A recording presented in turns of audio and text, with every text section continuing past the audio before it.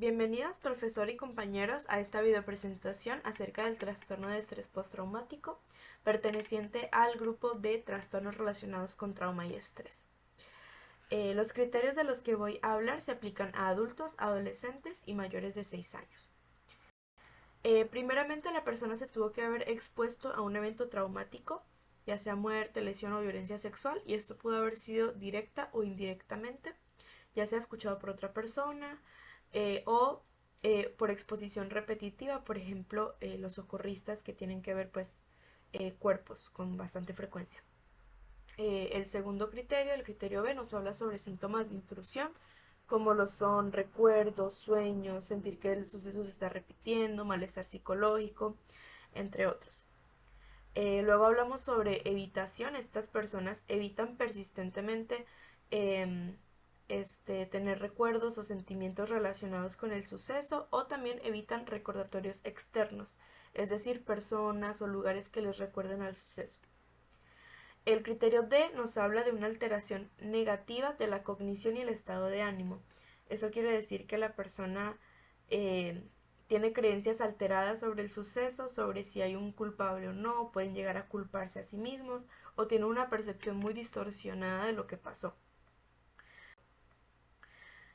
Ahora hablamos sobre una alteración de la alerta y la reactividad, por lo menos 2 de 6 características que pueden incluir irritabilidad, imprudencia, hipervigilancia, sobre reactividad pues en general.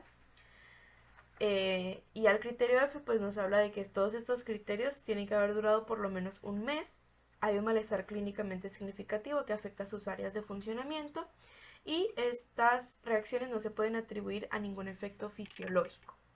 Se especifica que hay una presencia, si hay presencia de síntomas disociativos, como lo puede ser la despersonalización o la desrealización.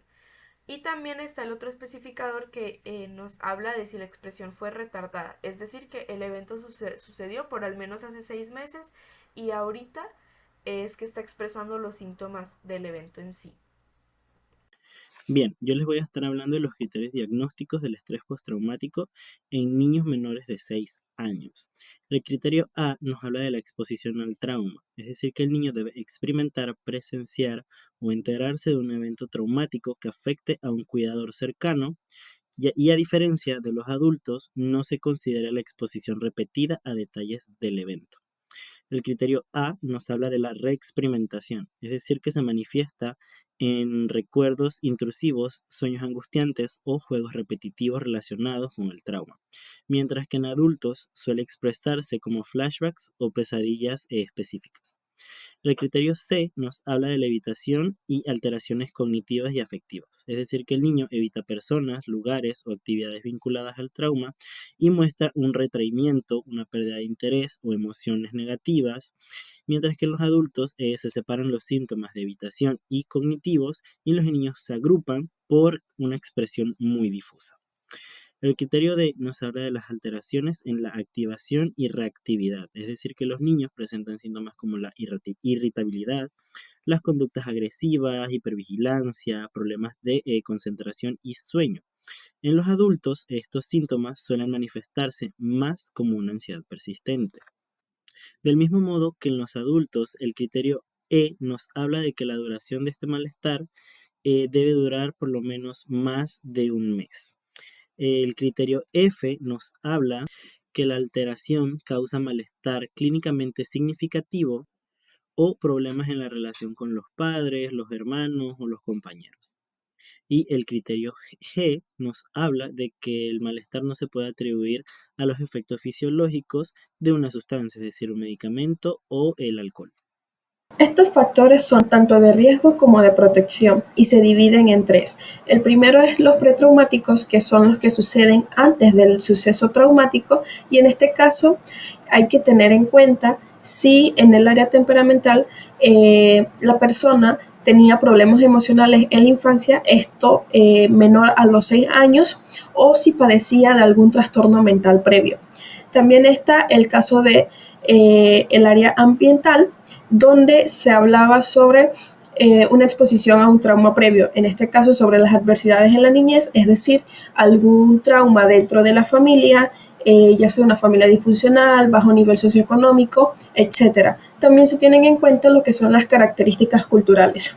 Aparte, en el área genética y fisiológica, se tiene en cuenta que en el sexo femenino prevalece más y en algunos casos puede ser debido a alguna alteración genética. Ahora están los peritraumáticos. Estos son los que suceden dentro del suceso traumático y en este caso solamente evalúa el área ambiental.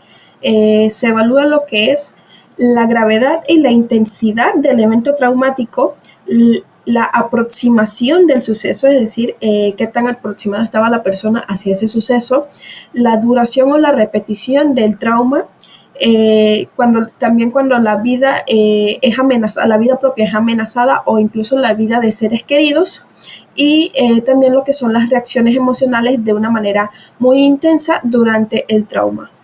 Los postraumáticos en este caso pueden ser tanto de riesgo o de protección y se tiene que tener en cuenta si hay falta de apoyo social, reacciones inadecuadas o negativas dentro del entorno de la persona, el estrés adicional del trauma y un acceso ilimitado a afrontamientos o tratamiento de la persona.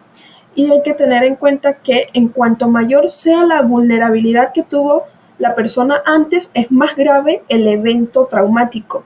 Y en cuanto menor sea el apoyo posterior que tiene, es más posible que desarrolle lo que es el trastorno de estrés postraumático. Diagnóstico diferencial del trastorno de estrés postraumático.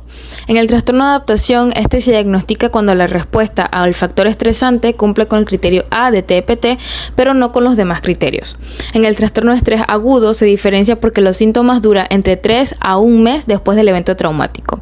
En el trastorno de depresión mayor puede o no estar precedido de un trauma y debe diagnosticarse si no hay otros síntomas propios del TPT. En el trastorno psicótico, los flashbacks o memorias retrospectivas del TPT deben distinguirse de alucinaciones, ilusiones u otros síntomas psicóticos propios de esquizofrenia, trastorno psicótico leve u otros. Su comorbilidad. Los individuos con TPT son 80% más propensos a presentar síntomas que cumplan con los criterios diagnósticos para al menos otro trastorno mental, como ya sea la depresión, el trastorno bipolar, ansiedad o trastornos por consumo de sustancias.